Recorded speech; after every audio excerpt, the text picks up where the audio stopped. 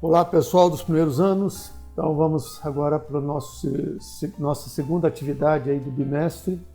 Hoje o nosso tema é o Egito Antigo.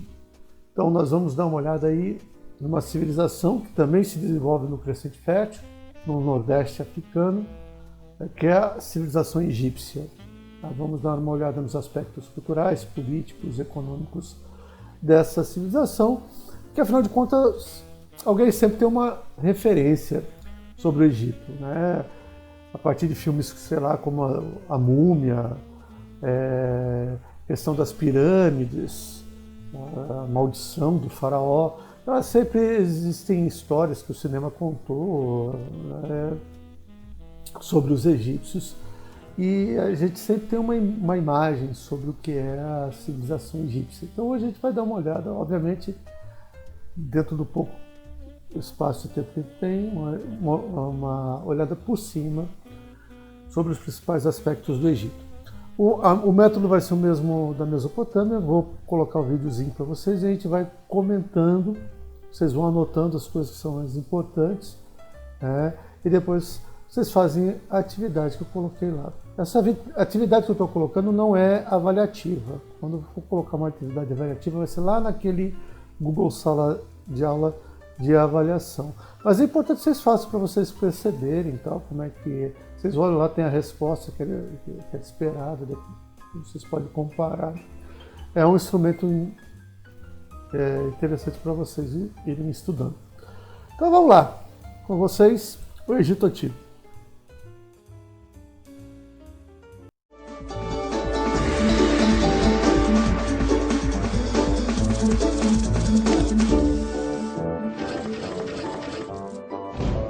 O Antigo Egito, primeira parte. Quando pensamos no Egito, 3 imagens nos vêm à cabeça: as pirâmides, o deserto e o impressionante rio chamado Nilo. Vocês conhecem? Mas primeiro vamos falar desse imenso mar de areia conhecido como o Deserto do Saara. Esse lugar no norte da África não é lá muito atraente para se viver. No entanto, há milhares de anos, ocorreram chuvas abundantes no coração da África. Pouco a pouco, um fluxo de água se formou e gradualmente foi crescendo. Essas águas tornaram-se um dos maiores rios do mundo, o Rio Nilo. Muitas populações se instalaram às margens desse rio, mas viver perto do Nilo tinha seus altos e baixos. Na estação chuvosa, as águas subiam tanto que todas as terras ao redor ficavam inundadas. Mas quando as águas baixavam, a terra tornava-se ideal para a agricultura, pois o solo ficava muito mais fértil. Há milhares de anos, os povos nômades começaram a se fixar e a construir casas ao redor do Nilo. Assim nasceu o Antigo Egito.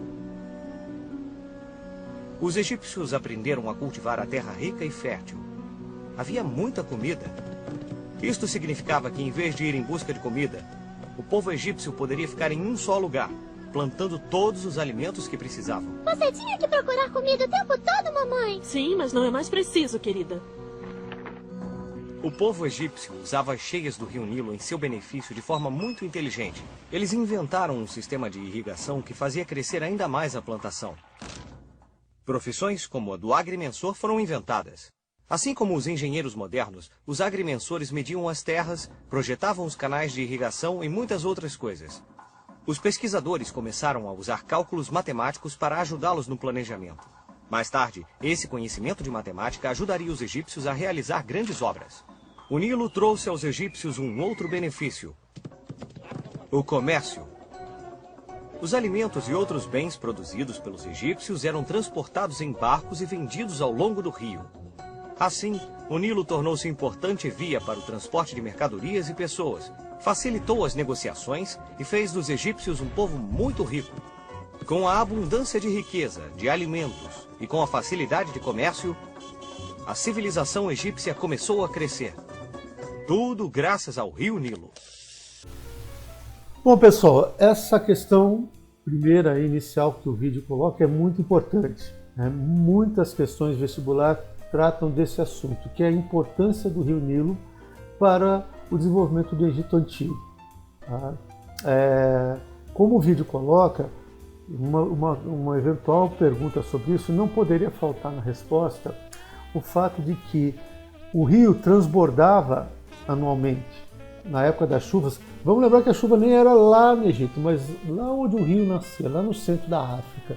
Começava a chover muito e a água ia se deslocando e o rio Nilo transbordava.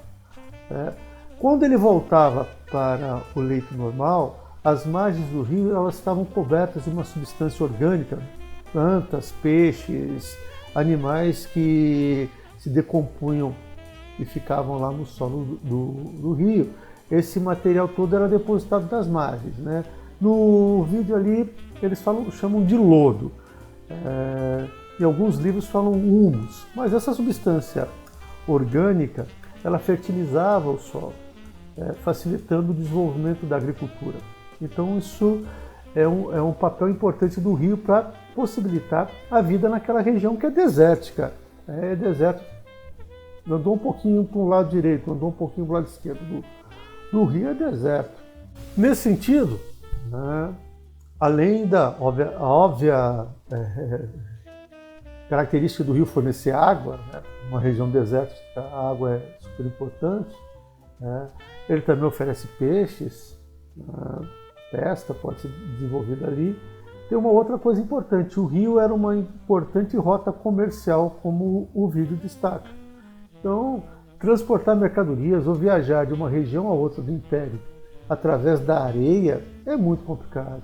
Então, toda a movimentação, se a gente for ver um mapa do Egito Antigo, a gente vai ver que as cidades todas estão localizadas nas margens do rio. E o contato entre uma região ou outra do Império era feito através do rio, através da navegação, né?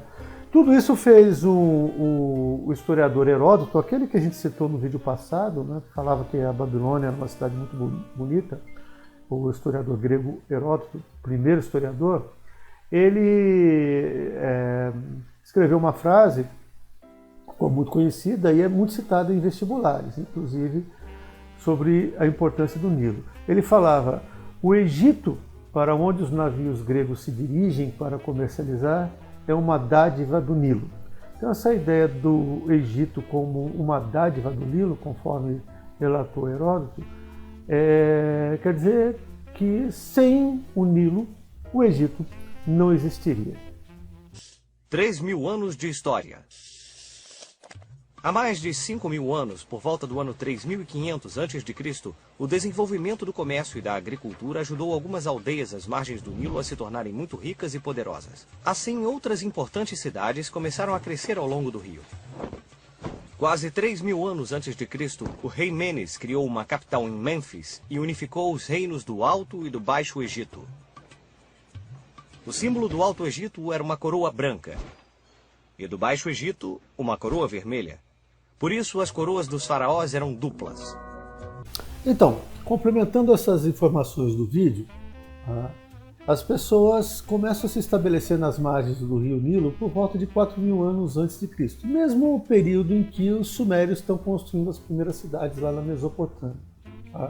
Inicialmente, os egípcios, os primitivos, eles vão fundar algumas cidades ali nas margens do rio Nilo. Essas cidades eram chamadas de nomos, eram governadas por uma pessoa que tinha o título de nomarca. Então, inicialmente essas cidades eram cidades-estados, elas eram independentes, tinha um nomarca que governava as cidades, mas com o tempo elas foram se unificando, formando impérios, até que por volta de 3.000 anos antes de Cristo haviam dois impérios, o Alto Egito e o Baixo Egito. O Alto Egito ficava ao sul, eram as terras mais altas, e o Baixo Egito ficava ao norte, próximo ao mar Mediterrâneo, delta do Nilo, onde as terras eram mais baixas. Esses dois impérios eles foram, como o vídeo colocou, unificados por Menes, que é considerado o primeiro faraó. A partir daí, então, o Egito está unificado e se torna um grande império. Depois de se unificar, ele começa a se expandir, anexando territórios em outras regiões. O Egito Antigo acaba quando os romanos dominam o Egito. Então, por volta de 27 anos antes de Cristo. Então são 3.000 anos de história, muita coisa aconteceu, né? A aula que teve no Centro de Mídias essa semana, a professora lá, ela apresentou os 3 períodos, né, da história do Egito Antigo, quais são os 3 períodos.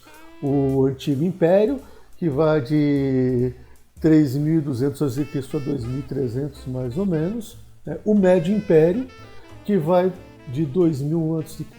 a 1.580 aí mais ou menos, e o Novo Império, que vai de 1580 a 25 a.C., quando a última faraó do Egito, a Cleópatra, ela se suicida. Mas isso daí a gente vai estudar quando estudar o Império Romano em mais detalhes, certo? Então, ao longo desse tempo, obviamente, aconteceu muita coisa. Eu não vou entrar em detalhes sobre o que aconteceu em cada um desses períodos, vai ficar para vocês, está no livro, as páginas do livro vão estar aqui postadas, vocês leiam e anotem no caderno que é as características de cada um desses períodos, certo? Senão eu vou ficar me alongando muito aqui e a informação está lá no livro para vocês darem. Se tiverem uma dúvida, pergunta, depois a gente responde, ok? Então vamos continuar. Esse foi o início de um grande império que duraria milhares e milhares de anos. O Antigo Egito ficava numa localização privilegiada. De um lado, o deserto imenso os protegia dos ataques do sul. E do outro lado, o rio Nilo fornecia alimentos e permitia o comércio e o contato com outras aldeias.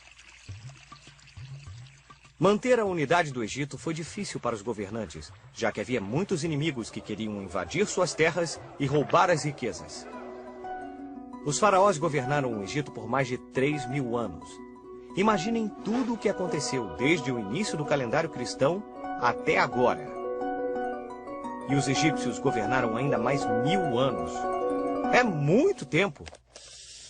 A pirâmide social.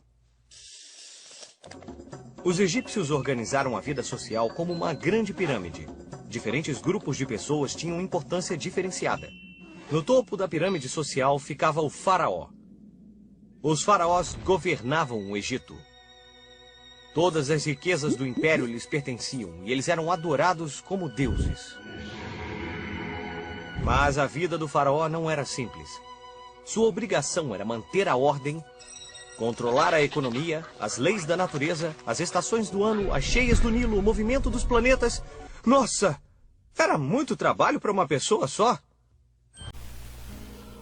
O fato do faraó ser considerado um deus faz do Egito uma teocracia. Uma teocracia é uma forma de governo no qual o governante ou ele é um líder religioso ou ele é considerado o próprio Deus, como é o caso do Egito. Aliás, a religião é uma coisa muito importante do Egito, a gente vai falar daqui a pouco sobre isso, certo?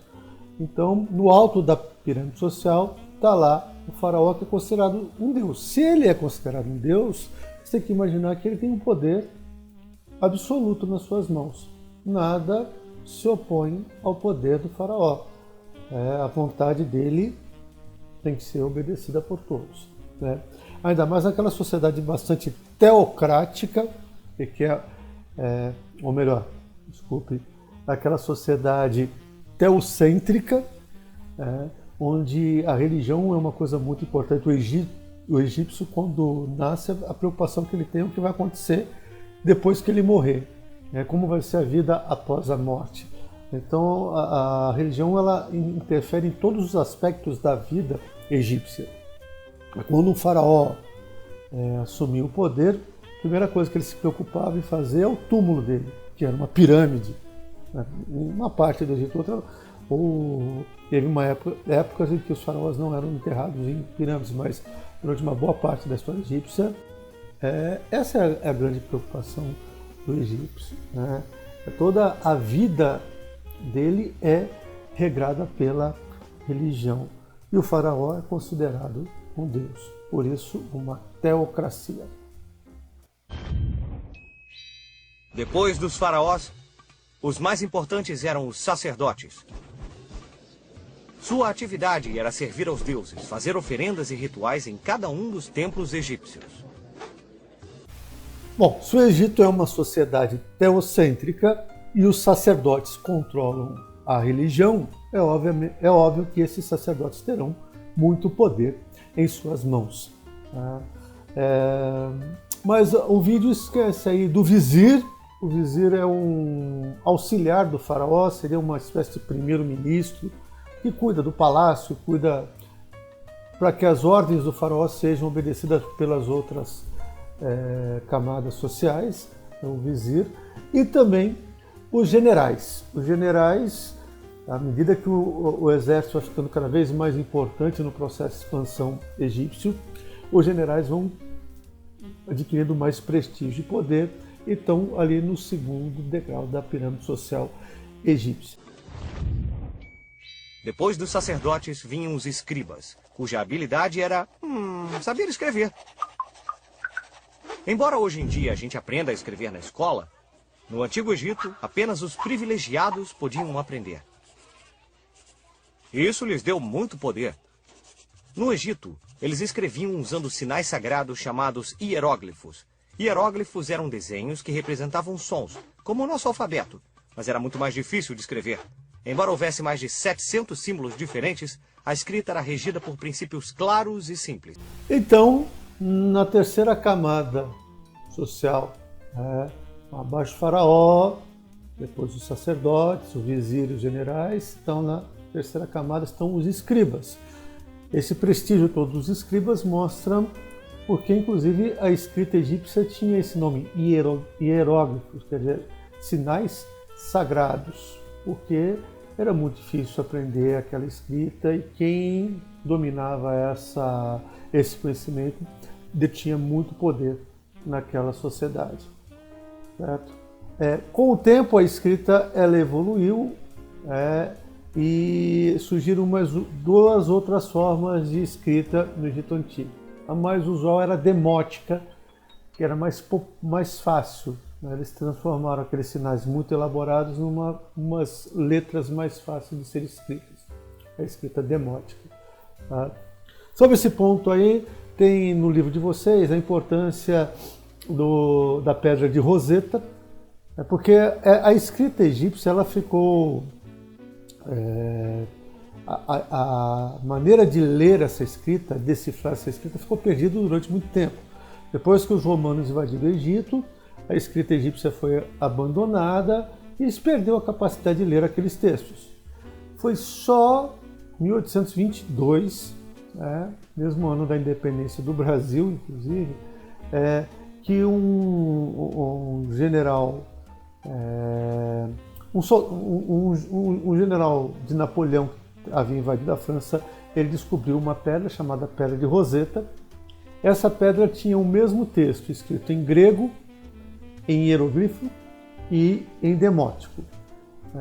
E essa pedra acabou caindo nas mãos de um linguista chamado François Champollion, que dedicou um bom tempo da sua vida para estudar e tentar decifrar a escrita egípcia, o que ele conseguiu em 1822. E a partir daí surgiu uma nova ciência chamada egiptologia.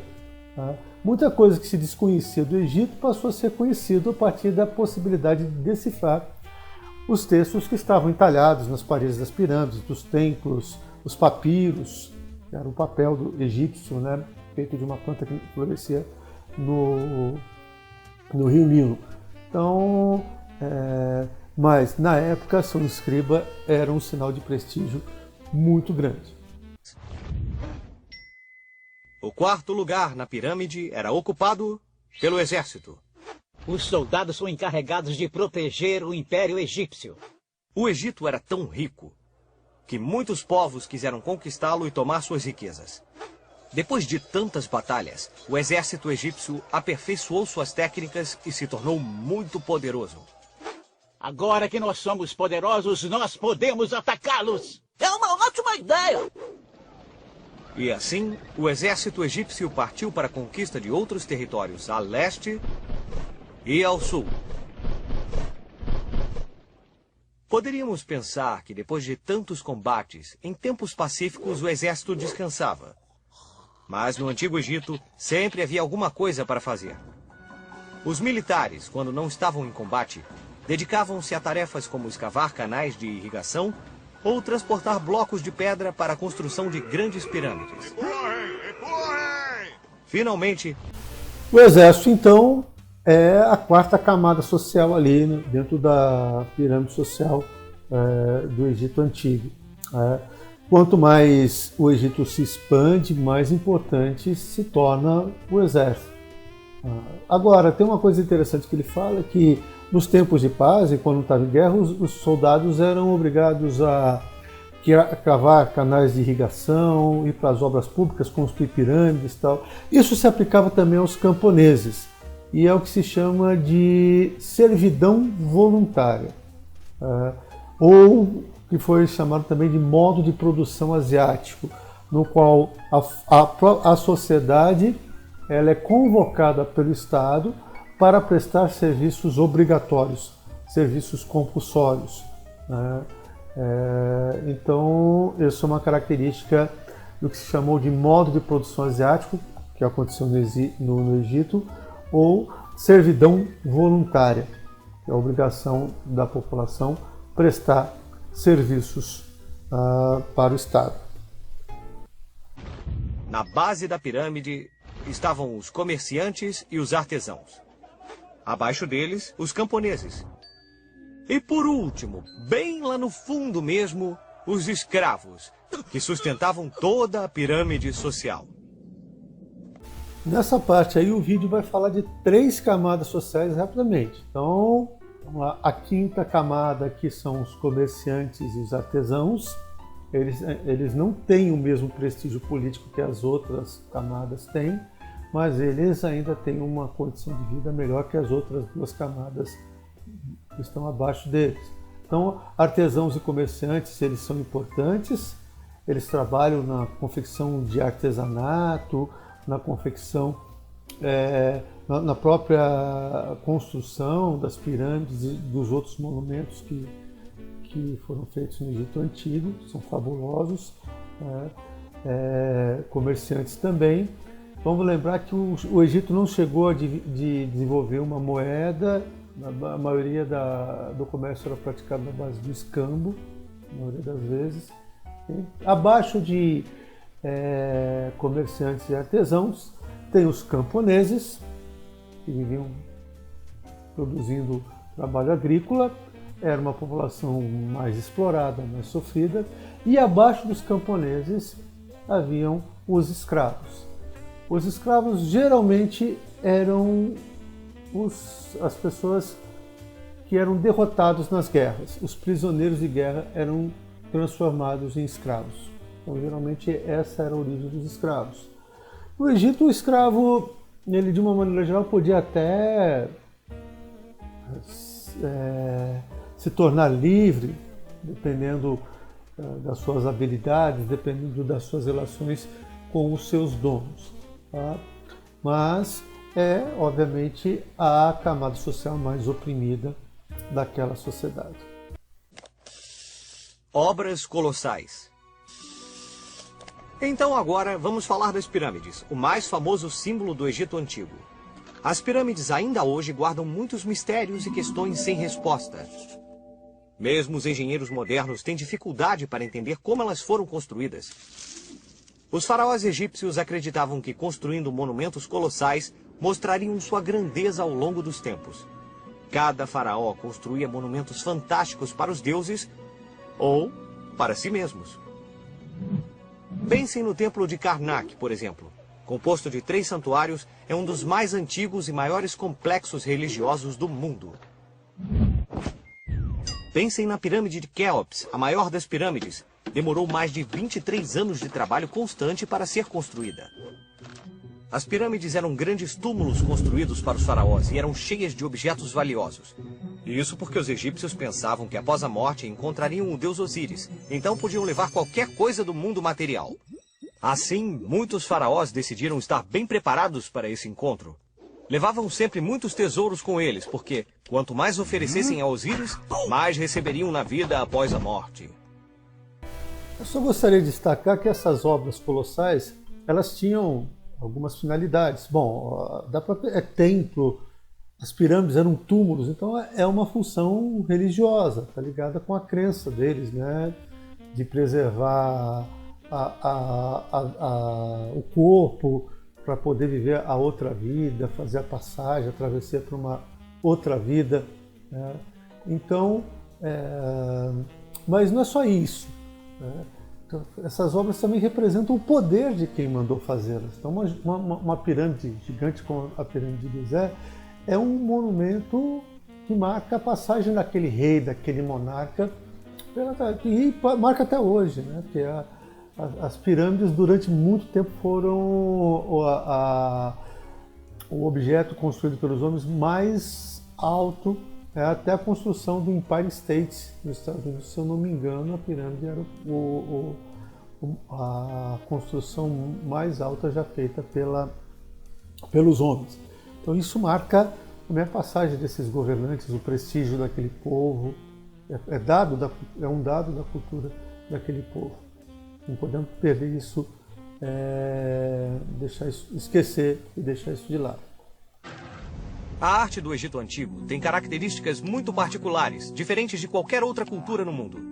Os antigos egípcios produziram trabalhos que são estimados até hoje. Esses artistas possuíam um modo particular de representar a vida.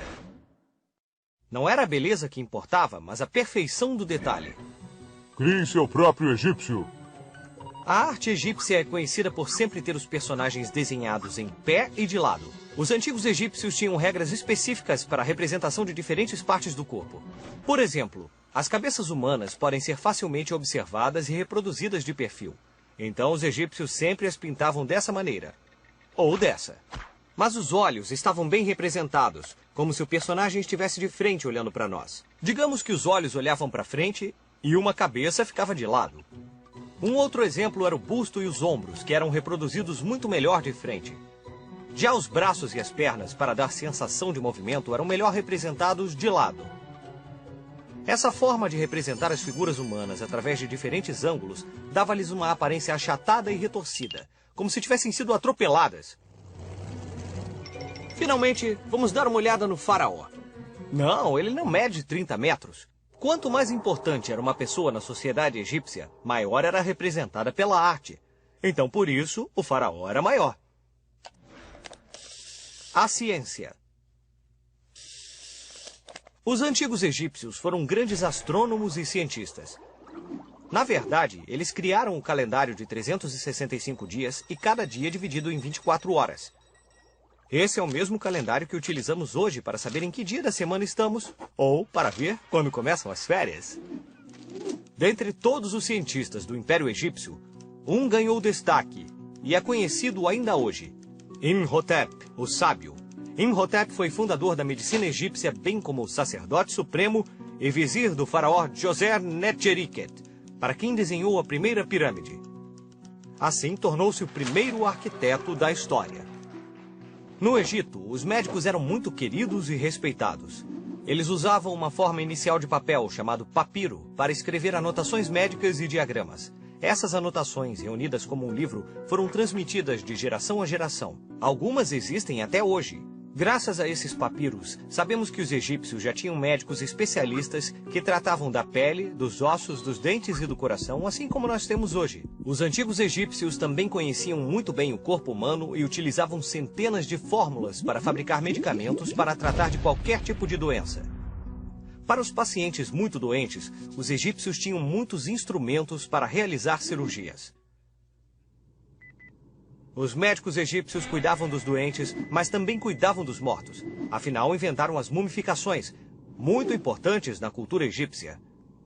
Diversos estudos sobre o Egito Antigo ainda são realizados com essas múmias.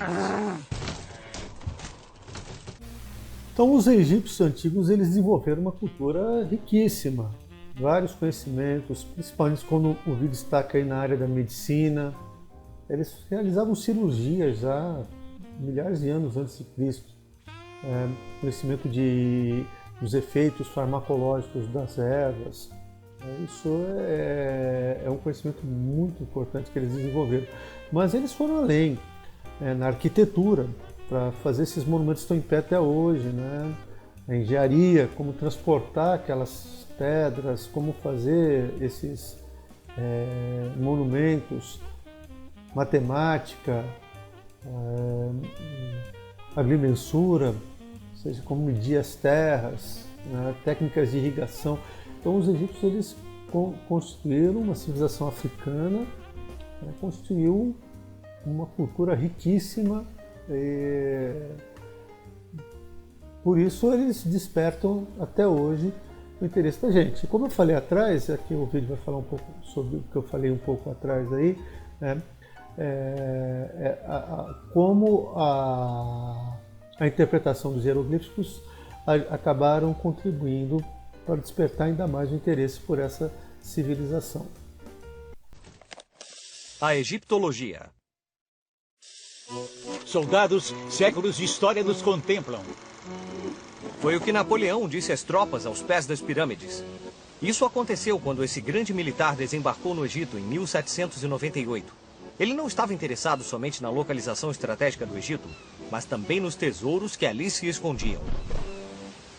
Por isso, além de soldados e armas, Napoleão também trouxe da França alguns cientistas para estudar o Antigo Egito.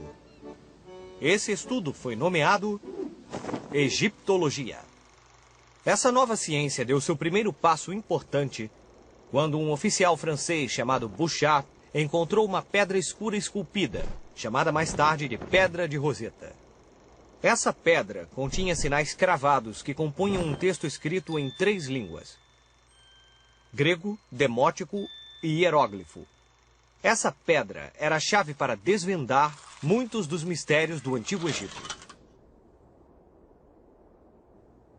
Após muitos anos de estudo da pedra, Jean-François Champollion finalmente decifrou os hieróglifos e afirmou que cada signo correspondia a um som. Assim, hieróglifos egípcios puderam ser traduzidos pela primeira vez. Finalmente consegui traduzir os hieróglifos! Após muitos anos de estudo, Champollion finalmente pôde descansar. Essa descoberta sobre os hieróglifos logo serviu para decifrar a localização da tumba de Tutankhamon. Esse jovem faraó morreu aos 18 anos. Em 1922, Howard Carter encontrou sua tumba, mais de 3.000 anos após sua morte. Os túmulos dos faraós muitas vezes tinham avisos e maldições escritas nas paredes, mas Howard Carter e sua equipe ignoraram as advertências para o bem da ciência. Mas então, houve um apagão no Cairo. E ao longo dos anos, várias mortes misteriosas aconteceram com quem estava lá no dia da descoberta. Desde então, fala-se sobre a maldição de Tutankhamon. E todo aquele que visitasse a tumba de Tutankhamon seria vítima dela. Hoje, no entanto, muitas pessoas visitam o túmulo e ninguém realmente se preocupa com a maldição. Bem, quase ninguém. O fim do Império Egípcio. Assim como diz o ditado, juntos venceremos, divididos cairemos, com o passar dos séculos, o poder dos faraós egípcios começou a diminuir por conta de várias disputas internas. Como resultado, os egípcios foram sendo dominados por poderosos impérios vizinhos. Primeiro pelos persas, depois pelos macedônios e em seguida pelos romanos. Cleópatra foi a última faraó do Egito Antigo. Dizem que nenhum homem poderia resistir à sua beleza extraordinária, que se tornou lendária. Marco Antônio era um poderoso general romano que ficou fascinado por Cleópatra. Ela acreditava que o amor deles traria de volta o esplendor do Egito. Marco Antônio e Cleópatra estavam em guerra contra o imperador romano Otaviano. Mas Marco Antônio e Cleópatra perderam a batalha, deixando o que restava do Egito nas mãos de Otaviano e do Império Romano. Apesar dos milhares de anos que se passaram, a influência da civilização egípcia ainda permanece viva entre nós e seus monumentos colossais nos fazem lembrar de sua grandeza e majestade. Bom, pessoal, Por hoje é só. O que eu tinha para falar sobre os egípcios para vocês é isso daí, pegando obviamente a estrutura narrativa que o vídeo traz para a gente. Por isso é muito importante que vocês leiam as páginas do livro, tem que ler, né? Vão estar postadas aqui, né? E façam os exercícios para vocês absorverem esse conhecimento, para não ficar viu e desaparecer. Tá? Então, façam isso, por favor, e até a semana que vem, que vai ter como tema os hebreus. Até lá e bom trabalho.